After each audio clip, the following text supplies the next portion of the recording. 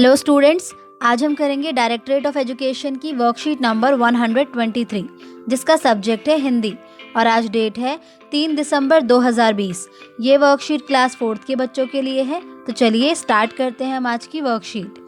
बच्चों, वर्कशीट में आपको यहाँ पर अपना नाम लिखना है। यहाँ पर आपकी क्लास ऑलरेडी लिखी हुई है तो आपको अपना सेक्शन लिखना है और यहाँ पर लिखना है आपको अपने टीचर का नेम। हमारी जो आज की वर्कशीट है उसका टॉपिक पाठ थप रोटी थप दाल से लिया हुआ है। बच्चों, आप इस पार्ट को ऑलरेडी पहले वाली वर्कशीट में पढ़ चुके हैं। तो चलिए आइए देखते हैं कि आज की वर्कशीट में हमारे लिए क्या है। क्या आप जानते हैं हर साल 3 दिसंबर को दुनिया भर में अंतर्राष्ट्रीय दिव्यांगजन दिवस मनाया जाता है। बच्चों, दिव्यांगजन कौन होते हैं? वे लोग जो कि शारीरिक रूप से कुछ अक्षम होते हैं या फिर जिनमें शारीरिक रूप से कुछ कमियां पाई जाती हैं। यह दिन दिव्यांगजनों के प्रति लोगों के दृष्टिकोण में बदलाव लाने के साथ ही दिव्यांगजनों को उनके अधिकारों के प्रति जागरूक करने, उन्हें आत्मसम्मान व समान अधिकार दिलाने के उद्देश्य के साथ मनाया जाता है। आज हम जानने वाले हैं विशेषण के बारे में। बच्चों, आशा है कि आपने पाठ थप रोटी थप दाल अच्छे से पढ़ा होगा। आइए पाठ के बारे में कुछ और बात करते हैं। नीचे लिखे वाक्यों को पढ़िए। वाह, खूब चलाया मट्ठा, देखूं यह मीठा है या खट्टा। रोटी कैसी गरम गरम है, घी से चुपड़ी नरम नरम है। यहाँ मीठा व खट्टा शब्द मट्ठे की और गरम व नरम शब्द रोटी की विशेषता बता रहे हैं। बच्चों, आपने इन दोनों वाक्यों को पढ़ा। वाह, खूब चलाया मट्ठा, देखूं यह मीठा है या खट्टा। तो ये मीठा और खट्टा इन दोनों शब्दों का इस्तेमाल किसके लिए किया गया है? मट्ठे के लिए किया गया है। यानी कि ये मट्ठे की विशेषता बता रहे हैं कि मट्ठा खट्टा है या फिर मीठा है। ऐसे ही रोटी कैसी गरम गरम है, घी से चुपड़ी नरम नरम है। तो यहाँ पर गरम गरम और नरम नरम शब्द का प्रयोग किसके लिए किया गया है? रोटी की विशेषता बताने के लिए किया गया है। बच्चों, जो शब्द संज्ञा या सर्वनाम शब्दों की विशेषता बताते हैं उन्हें हम विशेषण कहते हैं। बच्चों, संज्ञा और सर्वनाम शब्दों को आप इससे पहले वाली वर्कशीट में ऑलरेडी पढ़ चुके हैं। संज्ञा क्या होती है? किसी व्यक्ति, वस्तु, स्थान या भाव का नाम। और सर्वनाम शब्द कौन से होते हैं? जो शब्द संज्ञा के स्थान पर प्रयोग किए जाते हैं उन्हें हम सर्वनाम शब्द कहते हैं। तो हम यहाँ पर बात कर रहे हैं विशेषण की। तो विशेषण शब्द कौन से हुए? जो संज्ञा और सर्वनाम की विशेषता बताते हैं।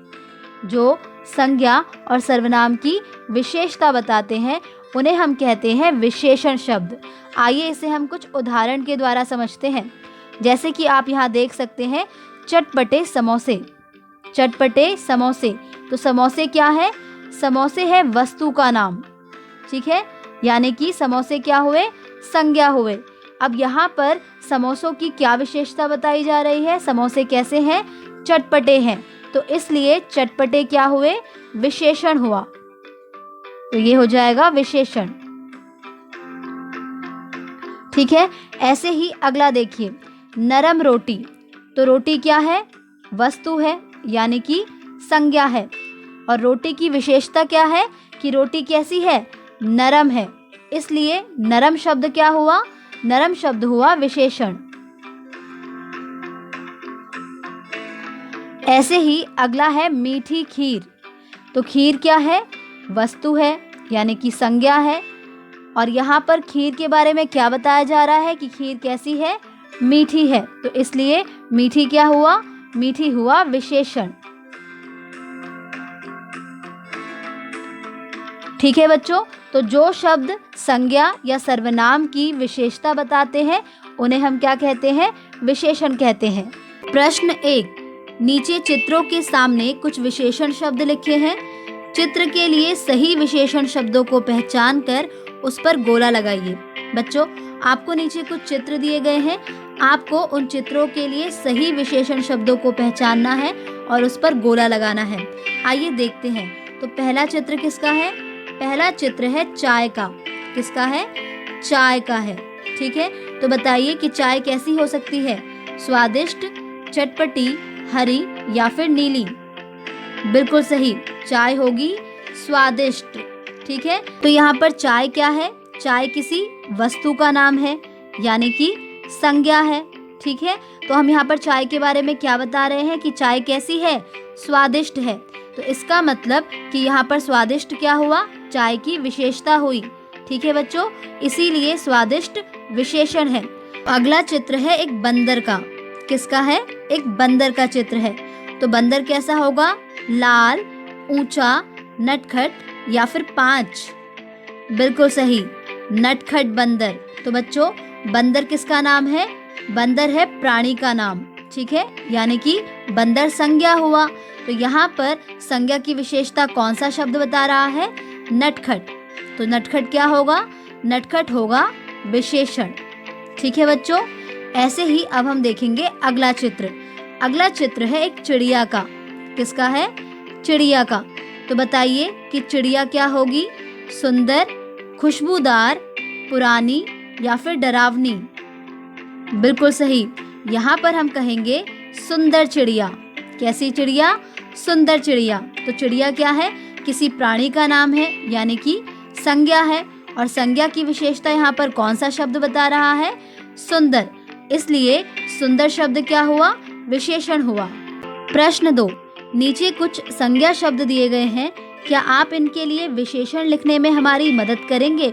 तो आइए बच्चों, नीचे लिखे गए संज्ञा शब्दों के लिए विशेषण लिखते हैं। तो जैसे कि यहाँ लिखा है किताब। तो किताब क्या है, कोई वस्तु है। ठीक है, यानी कि संज्ञा है। तो बताइए यहाँ पर हम इसके लिए क्या विशेषण लिख सकते हैं, मोटी किताब, या फिर आप यहाँ लिख सकते हैं पतली किताब, लंबी किताब, छोटी किताब। कोई सा भी विशेषण आप यहाँ पर इस्तेमाल कर सकते हैं। ऐसे ही अगला संज्ञा शब्द है मिठाई। तो मिठाई क्या है, वस्तु है। तो बताइए कि इसके लिए हम क्या विशेषण लिख सकते हैं, स्वादिष्ट मिठाई, स्वादिष्ट मिठाई। ठीक है, ऐसे ही अगला संज्ञा शब्द है दाल। तो दाल भी क्या है, वस्तु है। तो बताइए कि इसके लिए हम कौन सा विशेषण लिख सकते हैं, पीली दाल। ठीक है, ऐसे ही अगला संज्ञा शब्द है दही। तो बताइए कि दही के लिए हम कौन सा विशेषण लिख सकते हैं, खट्टी दही, खट्टी दही। ऐसे ही अगला संज्ञा शब्द है रात। तो रात शब्द के लिए आपको खुद से विशेषण लिखना होगा। प्रश्न 3 देखिए, प्यारे बच्चों 14 नवंबर को दीपावली का त्योहार था। आइए देखते हैं आप इस त्योहार के बारे में कितना जानते हैं। निम्नलिखित शब्दों का प्रयोग करते हुए दीपावली पर अनुच्छेद लिखिए। बच्चों जैसा कि आप जानते हैं कि 14 नवंबर को दीपावली का त्योहार था, तो आपको नीचे कुछ शब्द दिए गए हैं, आपको इन शब्दों से अनुच्छेद लिखना है। आइए देखते हैं कि कौन कौन से शब्द हैं, अंधेरा, 14 वर्ष, शानदार, त्योहार, दीप, मिठाइयाँ, सफाई, उपहार, नए, रंग बिरंगे, धनतेरस, रोशनी। तो यहाँ पर मैंने इन शब्दों का प्रयोग करते हुए दीपावली पर एक अनुच्छेद लिखा है। आइए देखते हैं। दीपावली दीपों का त्योहार है। इस दिन चारों ओर दियों की रोशनी होती है। दीपावली को मनाने का कारण यह है कि इस दिन श्री रामचंद्र जी 14 वर्ष का वनवास काटकर अयोध्या वापस लौटे थे। दीपावली से पहले ही लोग अपने घर की साफ सफाई शुरू कर देते हैं। बच्चे हो या बड़े सभी नए नए कपड़े पहनते हैं। एक दूसरे को उपहार व मिठाइयाँ भी बांटते हैं। तो बच्चों आपको भी इन शब्दों का इस्तेमाल करते हुए दीपावली पर अनुच्छेद लिखना है। इसी के साथ आपकी आज की वर्कशीट कंप्लीट होती है।